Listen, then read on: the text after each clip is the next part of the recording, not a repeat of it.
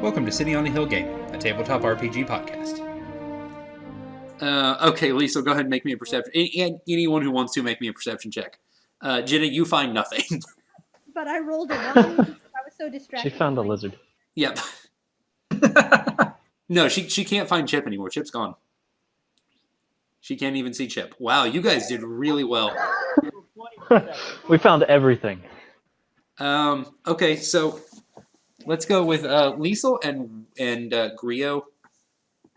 You guys find a total of 50 gold between the riders. You find some just kind of general supplies, torches and stuff. And you find a map. But a map that has a larger area to the south that you're not familiar with. And so, like, instead of so the kingdom you guys are generally in with, like, Keon and Oriel and this city, like, if it would usually be the center of the map, it's now sort of, like, Keon is near the top of the map, and then Oriel and this city, and you see a farther area to the south that is a desert. Except for a giant mountain range in the middle. And on that, there's a marker in the middle of the mountains that looks like it probably represents a city. And then there's a big X drawn over the town you guys think you're in now, that the king said was in the area, the city of Valeria, which is where you are. So you think this was probably a map giving them directions. Looking around the town, does it seem like there's anything important or any buildings that they broke into? No, they look like they've just kind of come and wreaked havoc and just kind of generally caused a disruption. Like this is not, like, this is a village. There's nothing particularly substantial about it. I mean, there's, you know, your average run-of-the-mill citizens. There's, I mean, some amount of goods here, but nothing significant. This looks like they're just here to raid. If you're traveling north from the desert, surely you'd want to pick something a little more bountiful than this. When you think that you're correct, this seems odd to you. Like, this seems like an odd thing to just kind of show up and just willy-nilly attack. Jonathan, with your perception, that natural 20, excellent, sir. So you see a couple of things. You see, you find 50 gold. And then you also see over up here, off in the distance, you see a couple more riders. And those riders are actually fighting a group of other who look like sort of like adventurers like you guys. And you see the four of them, it looks like another party of four, have put down the last of the riders and have also taken notice of you guys. And Jonathan, you kind of, even at this distance, you notice something particular about them. Even though they all have things that are distinct. Like, one of them has a bow, one of them has a great sword, one of them looks like he uses fire like Liesel does. They all have clerical holy symbols like you do. And you think they've all probably noticed yours as well. So they are up there. So the four of them actually kind of start heading towards you guys. And before they say anything, the one on the left looks at the four of you and can tell you're kind of all heavily damaged. And you see him, he takes his holy symbol in his hand, and you see him kind of muttering a prayer. And the four of you are all back at full health. Woohoo! Nice. How's Chip? He's not really sure what to do with the lizard. But you see, actually, so next to him, there's a smaller, you see a halfling, and she kind of steps up, and she looks at the lizard, because, I mean, she's, you know, they've already fought lizard riders, she's clearly identified that this creature is an issue, but she sees you petting him, Petrichor, and she walks over, and she reaches out her hand. She doesn't touch him, but he actually turns and looks at her, and you see her sort of, you think she's probably trying to communicate with him and calm him, and she steps up and she touches him, and he looks like he's feeling better now. Yay! And so the one who healed all of you steps forward. Well met, all of you who fight when others can't. I see you too have come to the aid of the people in this fair village. Welcome. I am Yalwar. We, my companions and I, we are known as the Driven. We are a traveling group who fight where we can for who we can when they need it. Well met. It's fortunate we were here. We were passing on our way to Oriel, and just came running. He looks at you, Oriel, the land of the Duchess. That is actually where we were headed next. We will travel with you. Excellent. He looks at Biggs. He looks at you. You serve the Rock, do you? Well met, sir. Two of our lot serve the Rock as well. It is always good to see someone who is taking Yahweh out to the people and doing so in any way he can to help them. That is always good to see. Much like us. We all are cleric, but we all have picked up a different lot as it suits us to, as we see personally, individually, as our calling to serve others. It is good to see that others are doing so as well. We will ride with you to Oriel. This creature, he is well, not biting anyone, so that's good. You seem to have calmed him, Tabaxi. Well done. Thank you. I intend to befriend this creature as much as he will have me. He actually walks up to Chip, and he kind of reaches out his hand and touches Chip and just kind of closes his eyes and grabs his holy symbol and lets go. And Chip kind of pauses, and obviously he's a lizard, so there's, intelligence is relative, but you can see kind of the gears turning in his head, and he kind of nudges you again with his head, and you're not sure he's 100% sold on the concept yet, but he's not going to bite anybody anymore. Excellent. So I give him more scritches right between his eyes. There's a nice little flat spot for lizards, and I'm going to give him more scritches right there for his nuzzle. He pokes you again. That's kind of his thing. He just kind of nudges you with his head. My new best friend, guys. Just so you know. We're doing everything together. Party member number 5. All right. I genuinely did not anticipate that was what was going to happen. Do you already have stats for the lizards? I do have some form of stats for them. I will flesh those out further in the future. Okay. The king walks up with the princess. They've kind of been off to the side. And he... excellent work. And he looks at the... he walks over to one of the bodies of one of the half-elves. And he kind of considers it, and then he looks at the red band that runs across the man's armor. And he... Liesel, what is that a map? Examine this. Are you familiar with their insignia? I am. And he looks at the map, and he sees sort of the city that's in the mountain and down to the south, and sort of where the map looks like its origin is, and he's... of course. That is the region of Anwaru, to the south of us. That city marked on the map is simply called the City in the Cliffs. It is run, controlled by a man known only as the... no one actually knows his name. He simply calls himself the Hawk. He operates out of that area. The area to the south, the land of Anwaru, is one of a variety of smaller villages and tribes and bands of people who kind of all live in existence with each other, but not to the benefit of anyone. He has, in the last few years, taken it upon himself to unite them as one. The half-elves are one of those tribes. I know not why they march on us, but I assume he has some dealings with the merfolk from Mayendal. We must turn and find ourselves new allies as they have.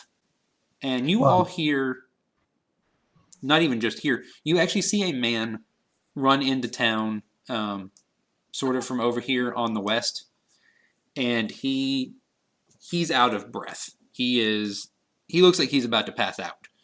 And one of the clerics grabs him and steadies him.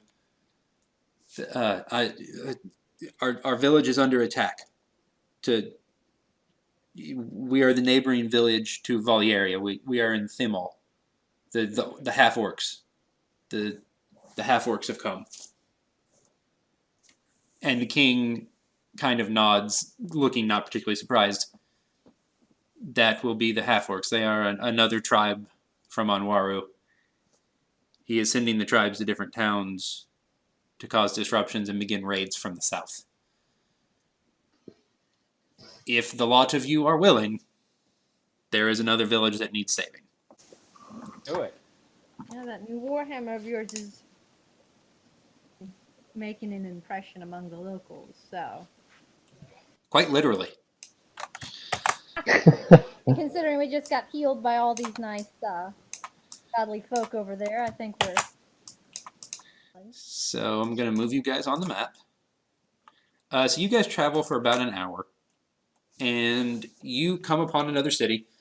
These buildings are slightly different. There's a market set up in town. The town has a giant well in the middle. And you see in the area, so you see, just a handful of the kind of usual buildings you see in a small village. But instead of a bunch of half-elves and giant lizards, you see a bunch of half-orcs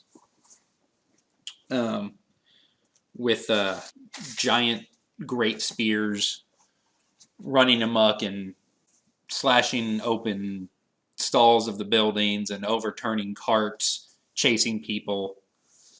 And you see maybe 20 of them, kind of broken up in different groups. And there's 4 or 5 of them off in the distance, and the clerics, the driven, as they have called themselves, are actually going to head off in that direction. So they kind of cross over to here and engage that group. And you see a group of about 5 standing outside of what looks kind of like the town hall.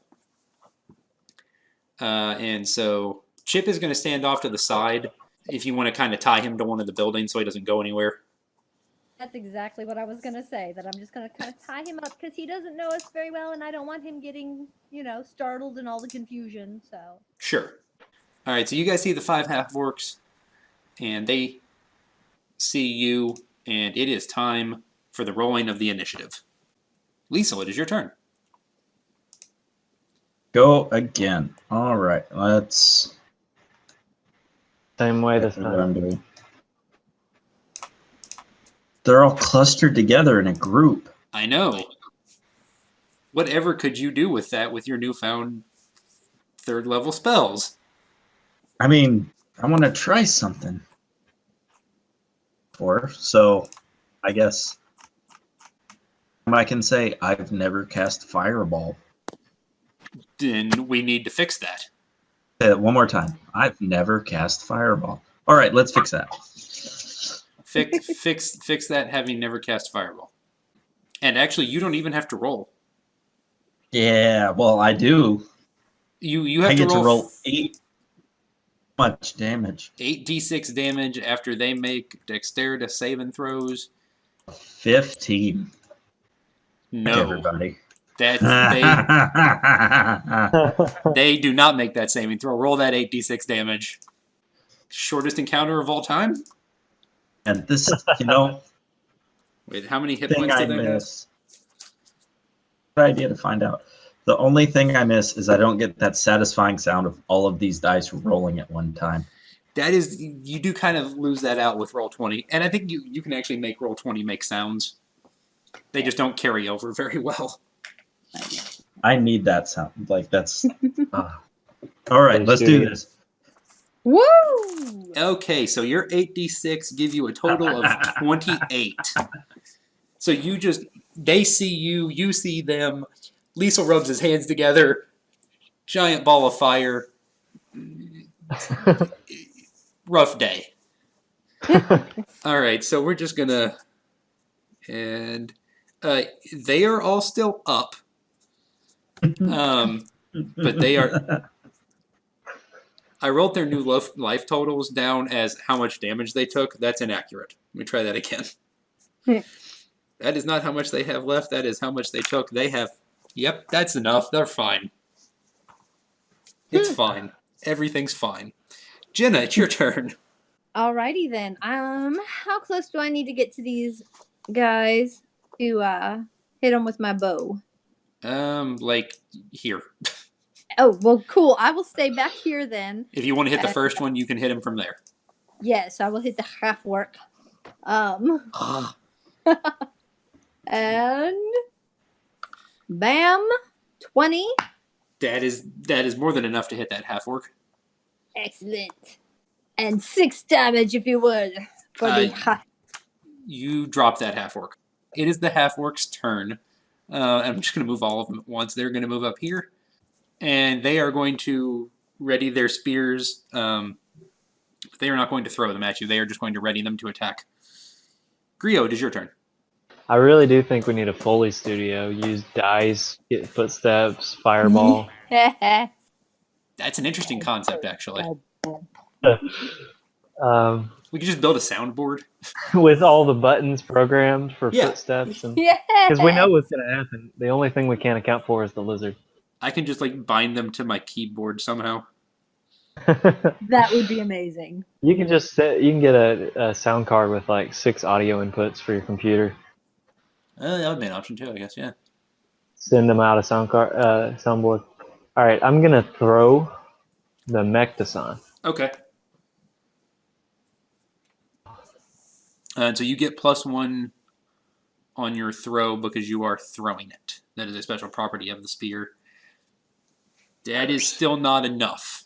So it kind of Now that doesn't have almost here, so that is +1, but it's still probably not enough. yeah, it kind of lands here and just kind of sticks in the ground. Every time I try to throw it. Biggs, Yes. these half orcs would like to hang out, Hey, let's hang. and they all have spears. And you guys can see on the spear is the face of a viper. I would avoid those spears if you could. Sorry, on the face of the shield. I don't know why I said spear. On the face of the shield is the face of a viper, not on the spear. That would My be vision is not that good. yes. That would be more complicated. We're just trying to say thanks for the memories. Yep, there it is. Alrighty. Let's see how they like hanging with the Warhammer. Yes. Does here work? Ooh, that is an 11. That misses. Okay, I'm gonna do my other bonus. Okay, yep, go for it. War priest. Yes. Ah, Well. Also not quite, sir. Jiminy Christmas. All right, Liesel, it is your turn again. All right, let's. You know what? I'm going to cast Magic Missile, Okay. which is going to give me 4 magic missiles. Okay, and I'm assuming you're pointing one at each of them. Yes. All right, roll me 1d4 plus 1 4 times. So that is a 4, a 5, a 2, and a 5. And there is now 1 half orc. Yes. You took them, the fireball took them from 32 to 4. That's And so amazing. I just figure out like a little gun shape, and I just go pew pew pew pew, and then just blow the tip of my finger. Little smoke trail comes off. All right, Jenna, it's your turn. From the fire. There's All one right. very confused half orc left. That's amazing. That is amazing. I'm gonna high five Liesel once again because that was awesome. And let's see what I can do with this half orc here.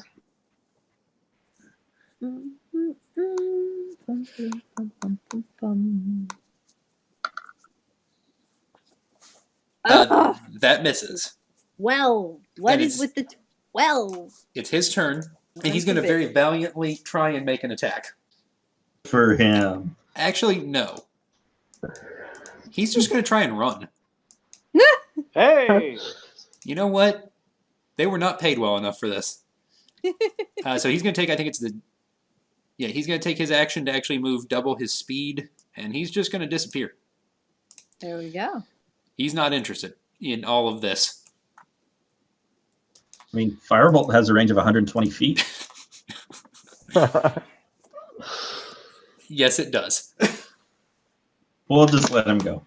All right, so he runs off into the distance, and you look up, and you see that a lot of the half-orcs in town have actually been dealt with. The Driven have kind of dealt with their lot. A few of the townsfolk have dealt with some of the others. Perception checks, everybody. Excellent. Not looting the body perception checks, separate from that. I love a good perception check. I'm too distracted by feeling really awesome that It I happens, notice though. anything. Okay, William may have you covered there. That's everybody, yeah, okay. So Mr. Griot with his 24 perception. You see over to the west, you see like 4 or 5 more orcs, half-orcs. And they have cornered a group of citizens from the town. And then you see like 7 spears come flying in from the distance and just lay these guys out. Nice. And you actually all see that part. William, you see further out, you see what looks like a full battalion of soldiers marching in. And these are elven soldiers, like full elf, like Liesel. Like a full brigade of them, and just like they just launched like a half dozen spears and just laid out these half-orcs.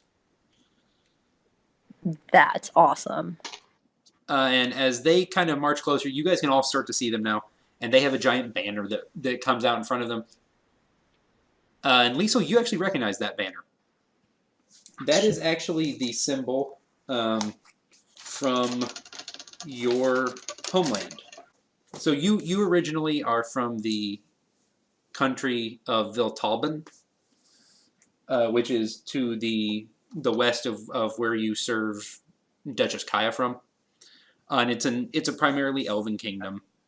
And you actually not only recognize that banner, you recognize the elf in the front. That is the head magi of the ruler of Viltalben. That is Magi Velia. And he also recognizes you.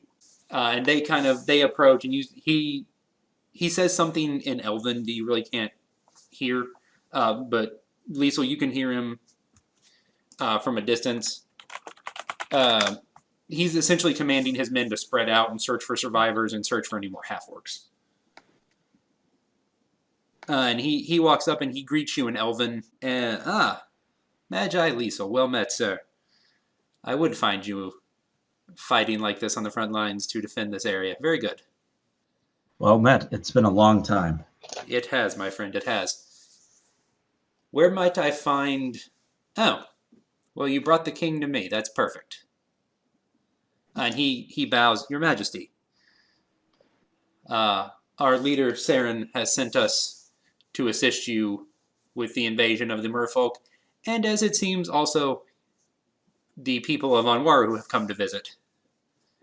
So we have brought some of our men to assist you, and the king actually, and somewhat surprisingly, bows in return. Your assistance is greatly appreciated, Velia. It looks like I am in need of an army now. and I will take any assistance I can get. And I think we're actually going to stop there. So you guys have defeated some half-elves, some half-orcs. Chip comes running back into screen and jumps on Jenna. Yay! I take him to graze among the dead half-orcs in case he's hungry. Not on the We don't dead have a whole lot half-orcs. to feed him. That's right. Let him just graze.